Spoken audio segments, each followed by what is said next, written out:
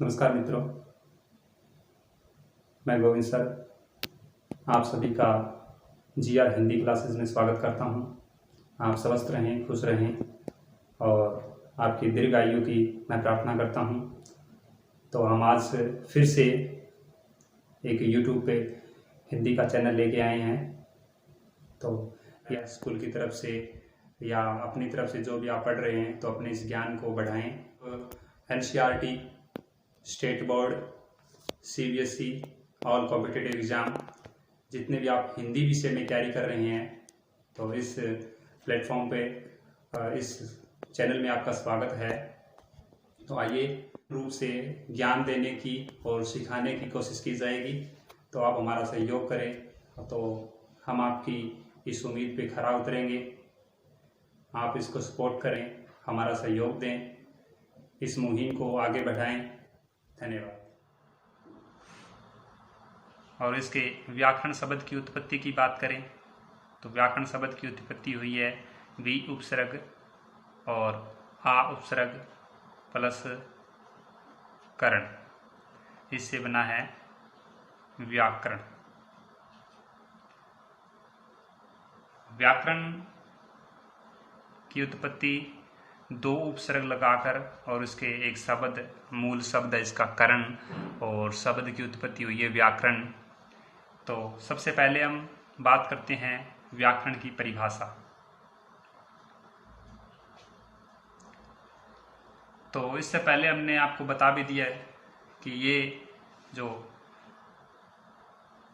Classes है, आप जिस भी सब्जेक्ट के अंदर, जिस भी कक्षा के अंदर हिंदी भाषा का प्रयोग होता है, हिंदी भाषा सीखी जाती है, उन कक्षा के लिए ये व्याकरण टॉपिक है अपना।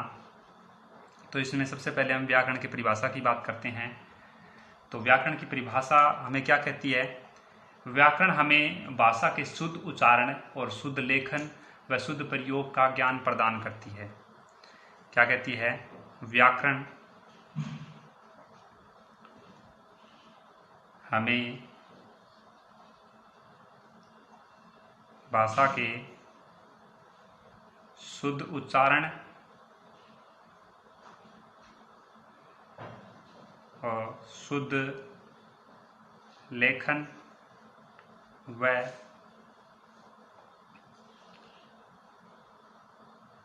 शुद्ध प्रयोग का ज्ञान प्रदान करती है। तो भाषा क्या है? हमें जो व्याकरण के शुद्ध उच्चारण होते हैं किसी भी भाषा के, और उसका शुद्ध लेखन किस प्रकार से हो, उच्चारण अच्छा हो बोलने में और उसका लेखन अच्छा हो व उसका प्रयोग अच्छा, तो ये इस चीज़ का हमें ज्ञान प्रदान करती है। कौन? व्याकरण। तो ये बात आपको ध्यान रखनी है। आप साथ ही साथ नोट कर सकते हैं जब समझाएं तब। तो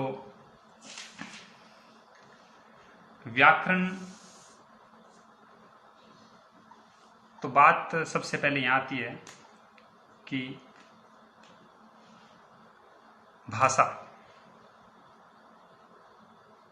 भाषा की बात करें या फिर व्याकरण की बात करें तो भाषा और व्याकरण के अंग, सबसे बड़ी बात कि भाषा हो किसी भी और व्याकरण कह दें तो इसके अंग कितने होते हैं? भाषा के और व्याकरण के अंग कितने होते हैं? तो भाषा व्याकरण के अंग 3 होते हैं। 3 अंग होते हैं। उन 3 अंग की बात करेंगे हम। सबसे पहला होता है वाक्य का निर्माण किससे होता है? शब्दों से। और शब्दों का निर्माण किससे होता है? वर्ण से। तो हम ये कह सकते हैं कि भाषा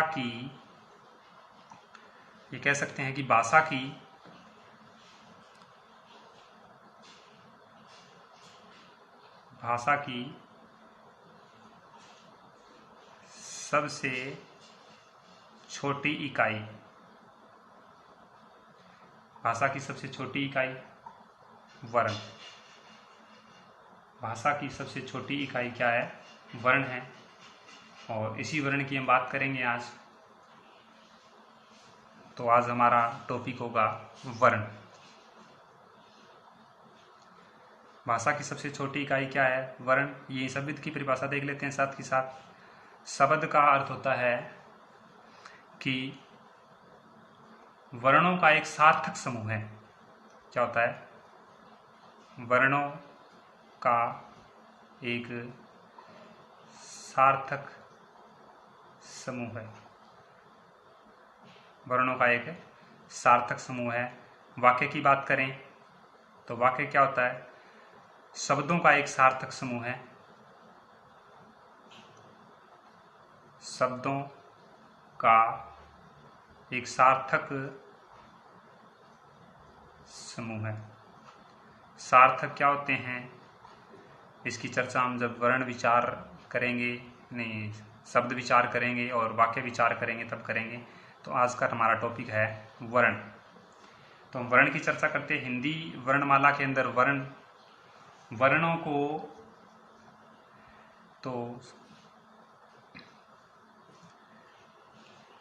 वर्णों को जानने से पहले सबसे पहले हमें ये पता होना चाहिए कि हिंदी भाषा के अंदर वर्ण कितने होते हैं। हिंदी भाषा के अंदर वर्ण किसे कहते हैं और कितने होते हैं। तो हिंदी भाषा के अंदर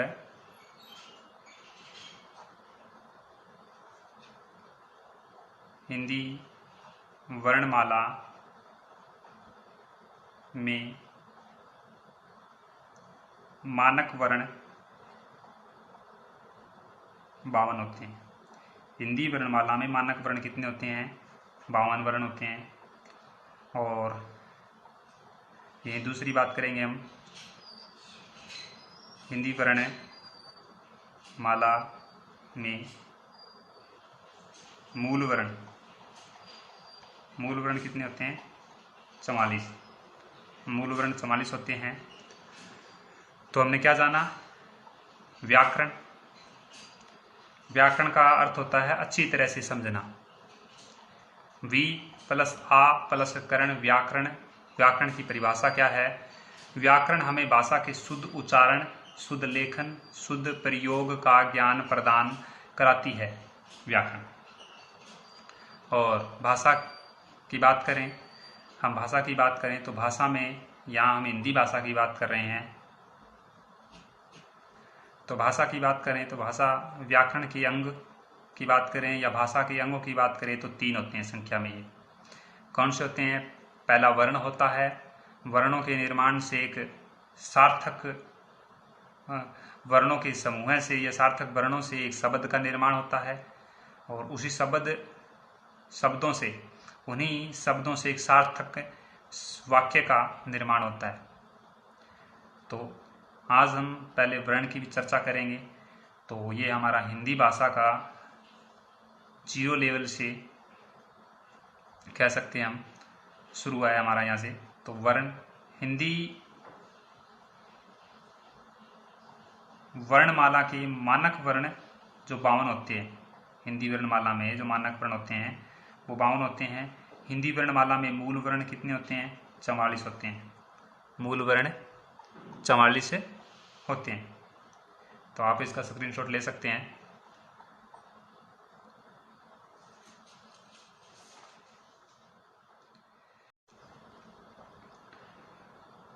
तो हम बात कर रहे थे वर्ण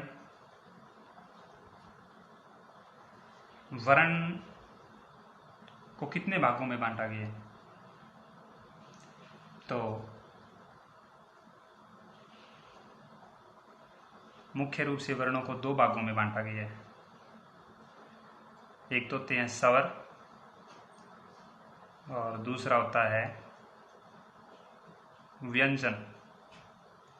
वर्णों को 2 भागों में बांटा गया है, एक स्वर और एक व्यंजन। स्वरों की संख्या होती है 11 और व्यंजनों की संख्या होती है 33।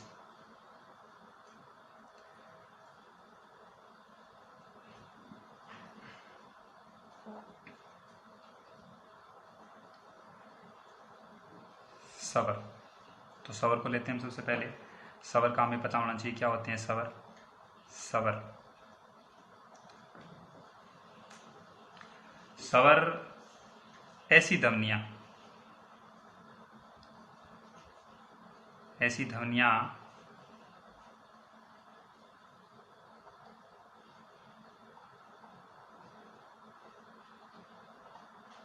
जिनका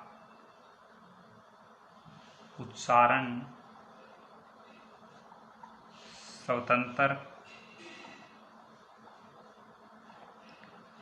स्वतंत्र रूप से या अन्य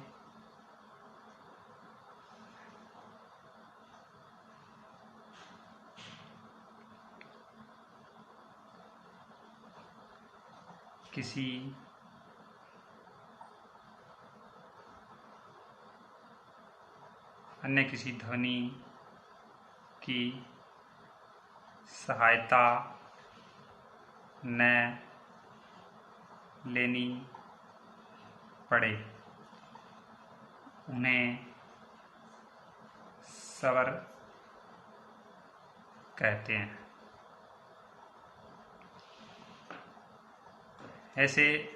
ऐसी ध्वनियाँ जिनका उच्चारण स्वतंत्र रूप से अन्य किसी ध्वनि की सहायता न लेनी पड़े, उन्हें स्वर कहते हैं। तो स्वरों की संख्या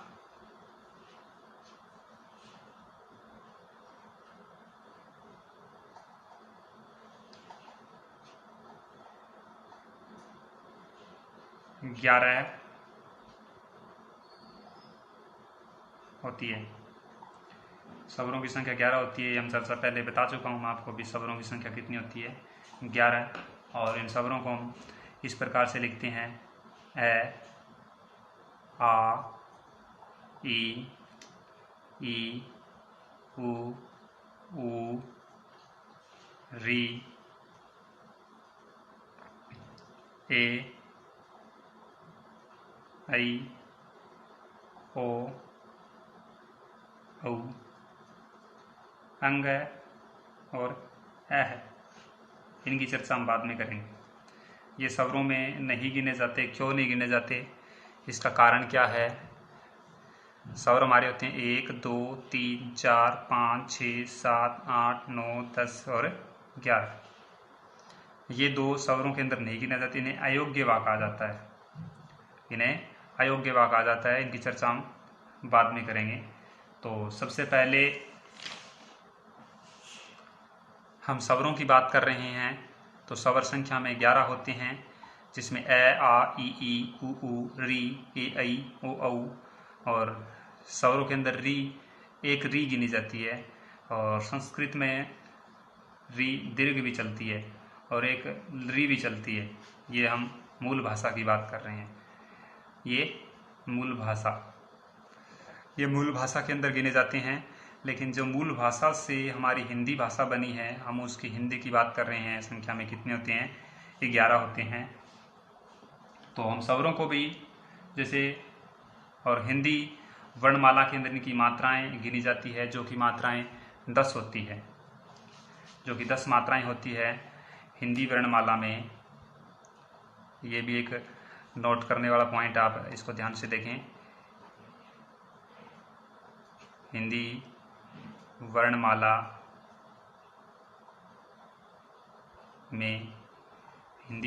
में 10 मात्राएं, हिंदी वर्णमाला में 10 मात्राएं होती है। और स्वर, अभी कहेंगे स्वर 11 होते हैं, मात्राएं 10 होती है। ऐसे कैसे? तो एक ए स्वर है, उसकी कोई मात्रा नहीं होती। आ की मात्रा होती है, ई की मात्रा होती है, बड़ी ई की मात्रा होती है, ऊ की होती है मात्रा, बड़े ऊ की होती है, री की मात्रा होती है, ए की मात्रा होती है, ऐ की मात्रा होती है, ओ की मात्रा होती है और औ की मात्रा होती है। हम इन मात्राओं की हम चर्चा करेंगे। तो आपके समझ में आया कि ए की कोई मात्रा नहीं होती, आ की मात्रा होती है, ई की मात्रा ये होती है और बड़ी ई की मात्रा ये होती है, ऊ की मात्रा ये और बड़े ऊ की मात्रा ये, री की मात्रा ये और ए की मात्रा, ये आई की मात्रा और ओ की मात्रा और औ की मात्रा। ये हिंदी वर्णमाला के अंदर 10 मात्राएं होती है। उन 10 मात्राओं में ए की कोई मात्रा नहीं होती, बाकी 10 स्वरों की मात्राएं होती है। तो ये हम वर्ण विचार में से स्वर और व्यंजन का वर्गीकरण किया 2 भागों में। स्वर ऐसी ध्वनियाँ जिनका उच्चारण स्वतंत्र रूप से अन्य किसी ध्वनि की सहायता न लेनी पड़े, उन्हें स्वर कहते हैं। स्वरों की संख्या 11 होती है। ए आ ई ई उ री, ए ऐ ओ औ, अंग और अ है, ये अयोग्य वा होते हैं। इनको हम हिंदी वर्णमाला के अंदर नहीं गिनते और इनकी चर्चा हम बाद में करेंगे। जब हम वर्णों का वर्गीकरण करेंगे तो इनकी एक स्पेशल वीडियो में चर्चा करेंगे। तो हिंदी वर्णमाला में 10 मात्राएं होती है। इसमें 11 वर्ण और मात्राएं कितनी? 10। मात्रा कौन से शब्द की नहीं होती? तो ए की कोई मात्रा नहीं होती है। तो ये था हमारा वर्णों का वर्गीकरण और वर्गीकरण में स्वरों के बारे में। तो आप इसका स्क्रीनशॉट ले सकते हैं अच्छी तरीके से, अपनी फेयर नोटबुक में इसको नोट कर सकते हैं। इसके बाद हम चर्चा करते हैं स्वरों के भी 2 भाग होते हैं आगे। स्वरों का भी 2 भाग, स्वरों का भी 2 भाग होता है, जिनमें से नंबर 1 होता है इनमें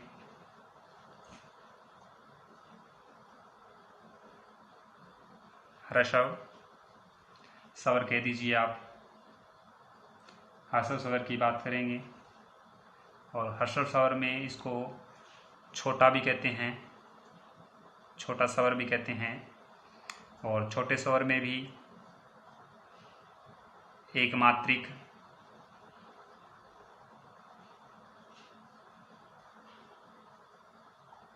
लघु,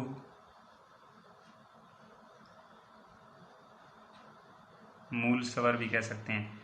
ह्रस्व स्वर भी कह सकते हैं, छोटा स्वर भी कह सकते हैं, एक मात्रिक भी कह सकते हैं, लघु भी कह सकते हैं, मूल स्वर भी कह सकते हैं। ये संख्या में कितने होते हैं? 4। और दूसरा होता है हमारा दीर्घ स्वर। दीर्घ स्वर इनमें छोटा है तो ये बड़ा होता है, ये एक मात्रा है तो ये मात्रिक होता है, और ये लघु है तो ये दीर्घ हो गया। और मूल स्वर इसे संधि स्वर भी कहते हैं।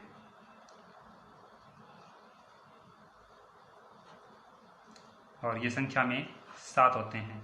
तो टोटल हमारे कितने हो गए? 11 स्वर। एक तीसरा भाग भी मिलता है, ज़्यादातर ये मूल भाषा में चलता है, प्लुत स्वर।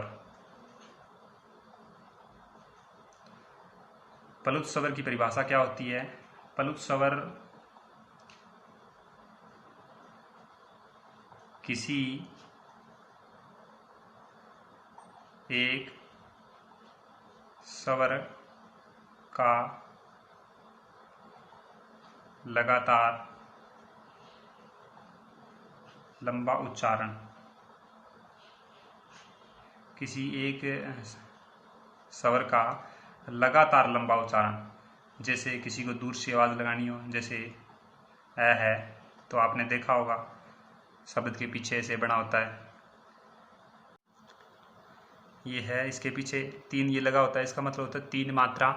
और 3 मात्रा जैसे किसी को बुलाना हो, दूर से बुलाने के लिए प्लुत स्वर का प्रयोग किया जाता है। जैसे राम, श्याम, जैसे पढ़ते हैं ओम, ओम का उच्चारण करते हैं, जैसे ओम ऐसे लिखा हो, देखा आपने, तो ये प्लुत स्वर में आता है। तो स्वरों का वर्गीकरण 2 भागों में बांटा हमने। ह्रस्व स्वर छोटा कह सकते हैं, एक मात्रिक कह सकते हैं, लघु कह सकते हैं, या मूल स्वर कह सकते हैं, संख्या में 4 होते हैं। दीर्घ स्वर जो बड़ा स्वर भी कह सकते हैं, इसको द्विमात्रिक कह सकते हैं, संधि स्वर भी कह सकते हैं। द्विमात्रिक कैसे कहते हैं, संधि स्वर कैसे कहते हैं, इसकी हम चर्चा करेंगे। तो ये संख्या में कितने होते हैं? 7 होते हैं और टोटल 11 होते हैं। और जिन स्वरों को बोलने में कम समय लगे वो हर्षव होते हैं। हर्षव स्वर की मैं परिभाषा लिख देता हूँ यहाँ पे। हर्षव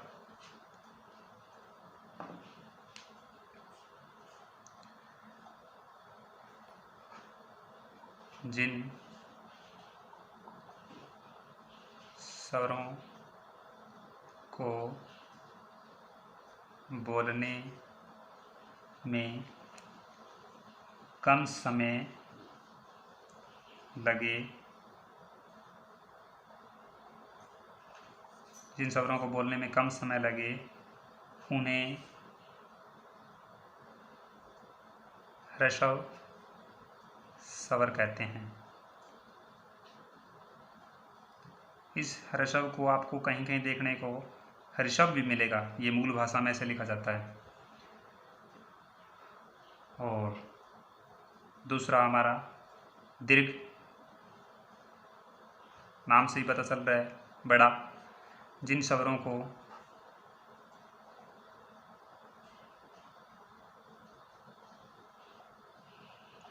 बोलने में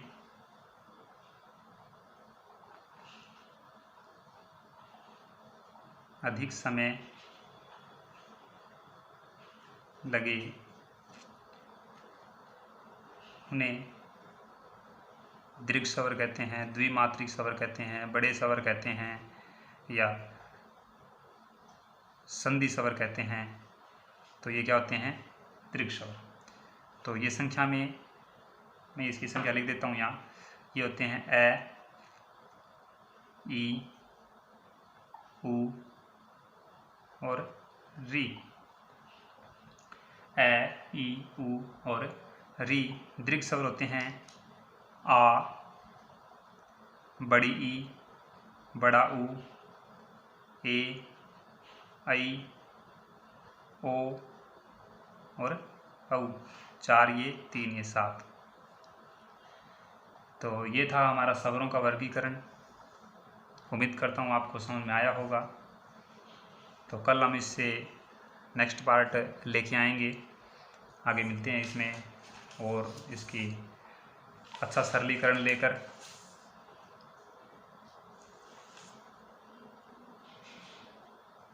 तब तक के लिए धन्यवाद।